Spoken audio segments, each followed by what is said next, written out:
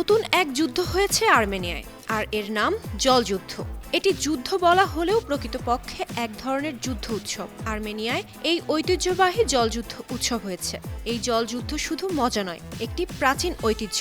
শতাব্দীর পর শতাব্দী ধরে এই উৎসব পালন করছে স্থানীয়রা। গ্রীষ্মের প্রখর রোদে এই উৎসবের জলকেলিতে বেশ আনন্দে মেতে ভিজেছে সবাই। এ সময় শিশু, প্রাপ্তবয়স্ক, এমনকি পুলিশও বালতি, পাইপ আর জল বেলুন নিয়ে একে অপরকে ভিজিয়ে দিয়েছে।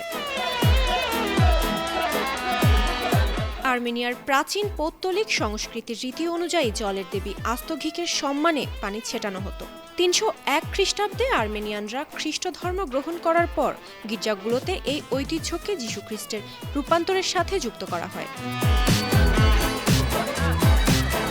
এই বছর গেল রোববার আর্মেনিয়ার রাজধানী ইয়েরেভান থেকে পাহাড়ি গ্রামগুলো পর্যন্ত পার্ক, রাস্তা, জনবহুল স্কয়ার সব জায়গায় জলযুদ্ধ শুরু হয়।